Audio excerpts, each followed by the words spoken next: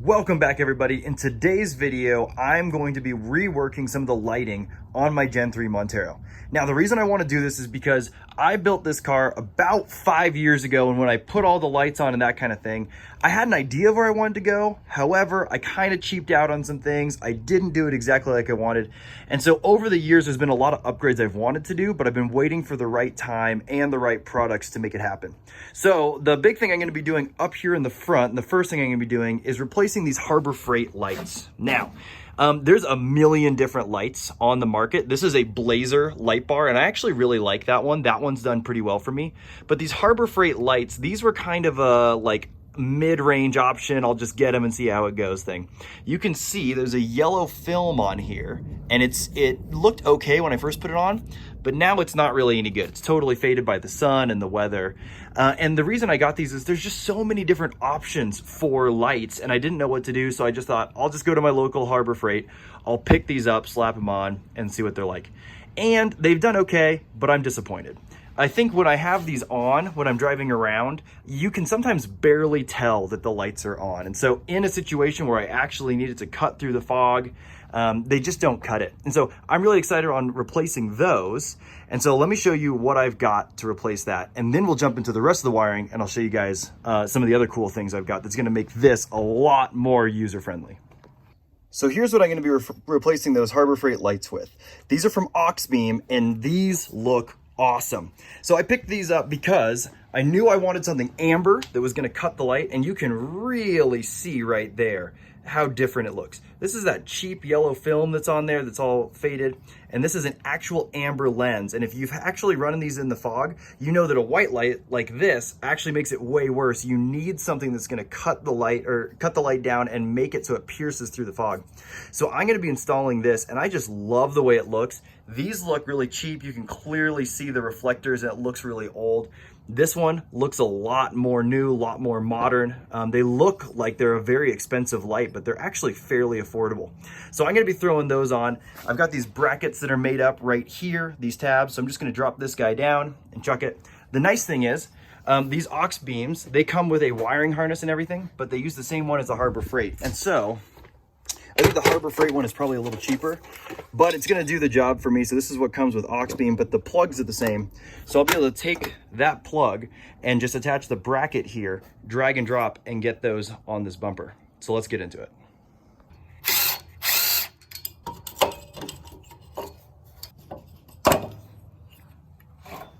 So when I made this bumper, I put these brackets on here specifically so that I could have pod lights right here. And the Harbor Freight ones use this tinier bolt. These ones, I think this is an M8 and that's an M10. So I'm gonna have to drill that out, which is just fine. So I'm gonna drill that out, hit it with a little bit of paint, and then install that.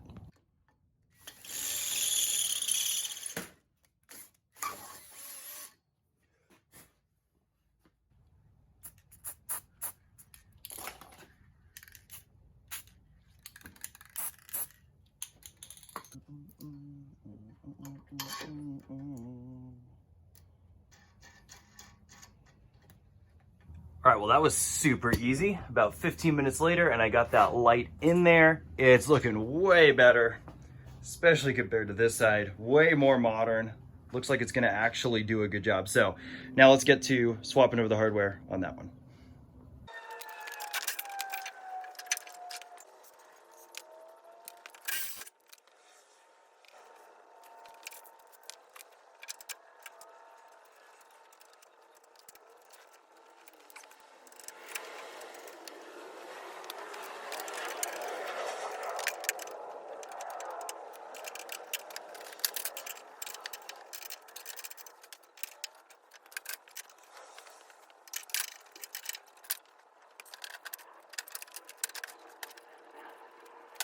All right, check that out. This is looking way better. Super excited to test these lights out tonight and see how they actually perform. But I did try them out with a battery just in my garage, and I can tell the color is gonna be great, and they look awesome. Really made it look more modern. And also, instead of having the film like I had on those, that's a legit cover. And they come with clear covers too, but like I said, I wanted something that would pierce through the fog and actually get the light down underneath, and so I went with the amber. So there's that. And I'm really excited about that, but I'm even more excited about the next thing. So let's go back over the bench. Let's show you what I got to control this whole system. All right, so I'm super excited about those lights, but I'm really excited about this. Now, I mentioned when I built this, it was a couple years ago, and I kind of just pieced things together. So there was a time where I was using a remote to control the lights. I've got all those lights on the basket of the roof rack that I use for camping. I've got the high beams, I've got the low beams, I've got my light bar in the front, I've got the fog lights, I've even got rock lights and some lights in the back. And I use all those lights, and I want to use them while I'm camping, so I'm in the back of the car, as well as when I'm in the front of the car.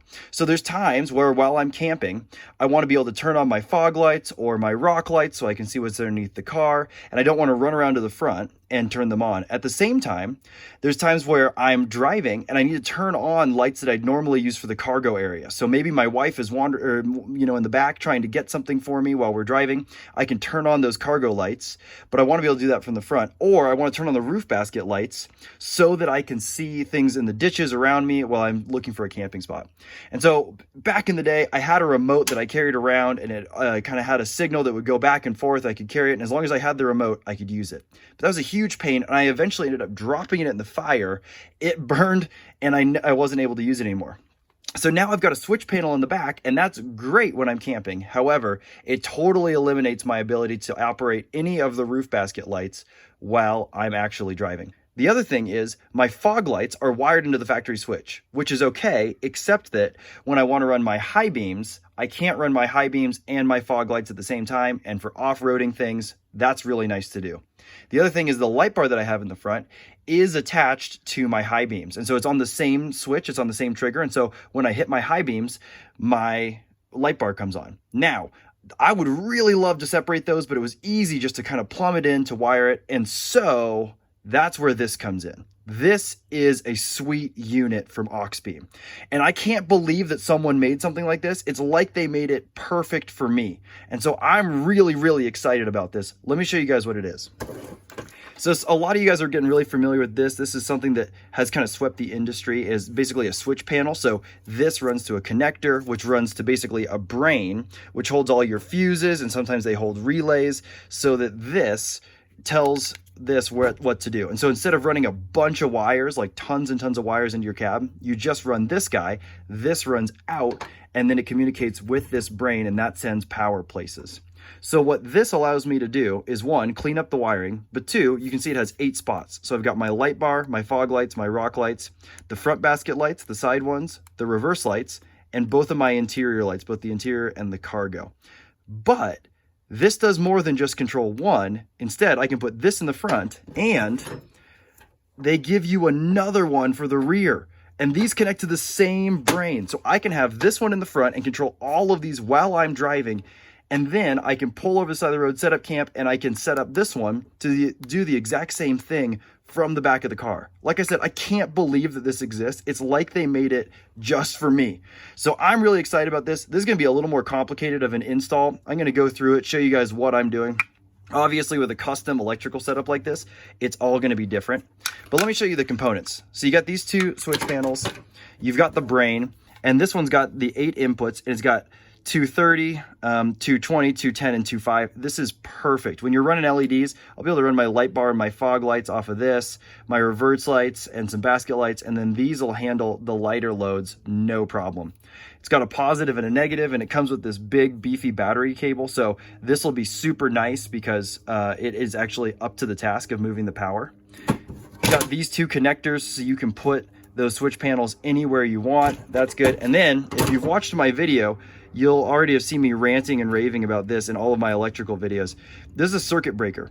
So instead of having a fuse that blows and then you're in the middle of nowhere and you can't get to it, you've got this guy right here. It's weather protected, and when this blows, you just reset it. You find the fault, obviously, and then you reset it, and you're not going through fuses left and right. It comes with all the mounting hardware as well.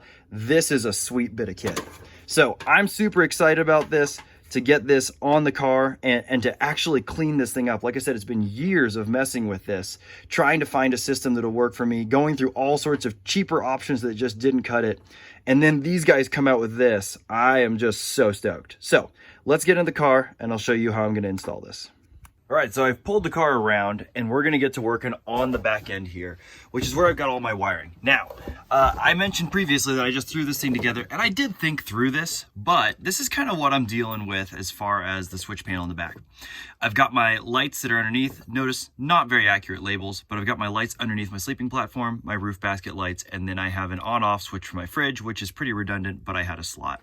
The other thing I have is these USB and this 12 volt, which I do like, and I like the voltage readout. So even though I'm gonna switch this up, I'll probably add something back in like this so that I still have this in the back. But you can see this spaghetti mess here, and although I'd love to clean this up, it's actually kind of fine because it tucks into where the factory subwoofer is. And I have the sub panel of an XLS. And so what I think I'm gonna do is, in order to clean this up a bit, is I'm gonna put this new Auxbeam panel right where that goes. And there's two reasons for that. One, you can tuck these places, you can hide them. I don't have a single spot in the engine bay where I could put this. But if you hide them and you tuck them away, then when you blow a fuse or you have an issue, it's a huge pain. So if I buried this underneath the panels here, it'd be a huge pain to change these fuses. And there's nothing worse than adding insult to injury when you're having an electrical problem. So my plan is to mount this guy right here. It'll allow the wires to tuck back in there, and I'll have a lot of room for leaving extra wires. And this will go on top of it. In the meantime, I'm gonna take this guy and I'll actually mount it right there. Except for I'll do it right side up. So this will be a little higher, which will be nice. It'll be more accessible when I have everything packed in here. And so that's what I'm gonna get started on now. I'm gonna move a bunch of these wires around, figure out mounting that. And then I've also got to run wires to the front to pull the rock lights, the fog lights, the light bar, and I have to run the switch panel. So let's get into it.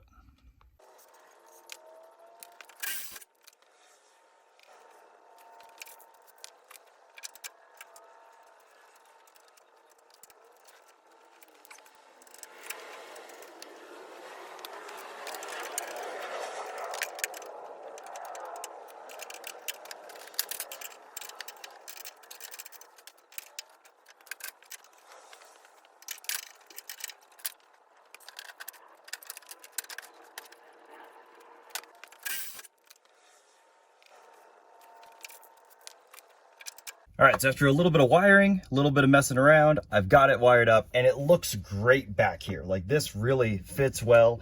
And with the cover on, like, it just is a really clean look. It's gonna protect it from things, and super easy access, along with the fuses that come here to all my electrical stuff, so I can get in here and fix it.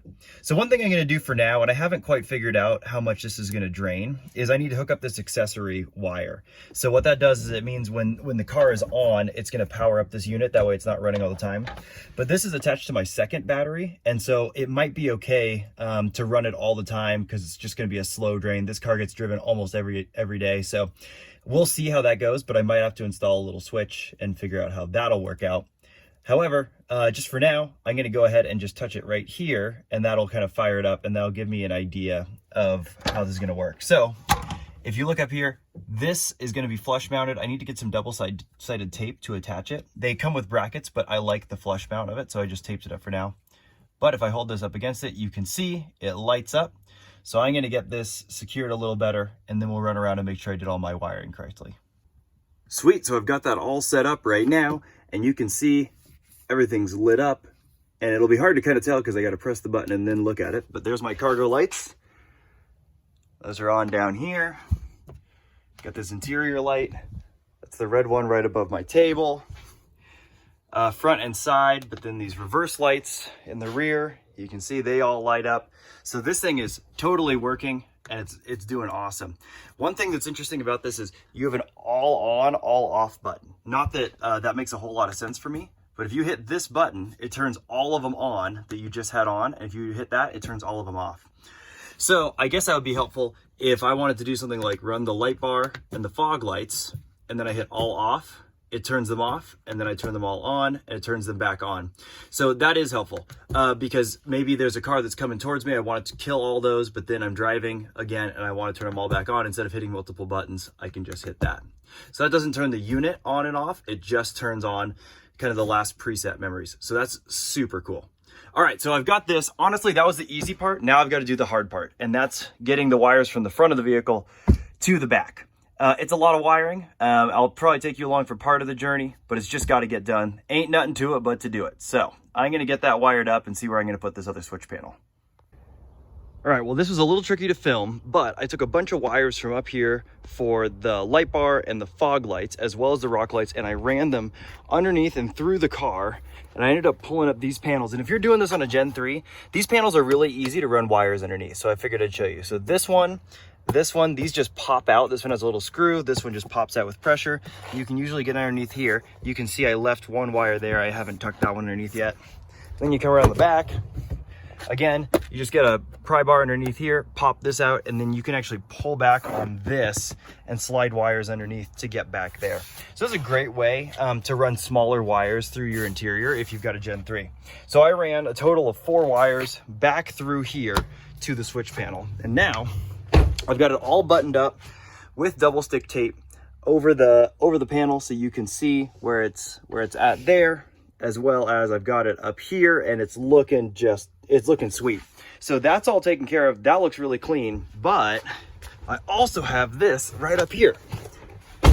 So this one, I just happen to have this phone mount in here, and so I'll do a more permanent mount later, but this actually holds it really well for activating things. So you can see right here, you can turn on the light bar, you can turn on the cargo lights, all from push of a button. It's synchronized with the other one. This is sweet. So this cleans up a lot of things. It simplifies a lot of things for me. It gets rid of all these random switches I have around. Like I need to disconnect this one, but this used to be for my rock lights. And it's just kind of unfortunate to look at. I have another blank panel that I'll put in there, so that's good. But it just looks kind of pieced together when you got switches everywhere and everything's kind of janky. This consolidates it, and I love it. So I'm gonna take this for a test drive at night, make sure I'm satisfied with it, and then finish up this install. All right, so now I'm out for a little test drive with the new lights, and check this out. It is so hard to see the difference on camera, but everything just turns orange. The other Harbor Freight lights, you legitimately could not tell that they were on. Like, I just have to look down at the dash and see, like, okay, I hit the button, so like they must be on. These are so much brighter, so much better. You can see that they're gonna cut underneath the fog. This is an awesome upgrade, totally worth it.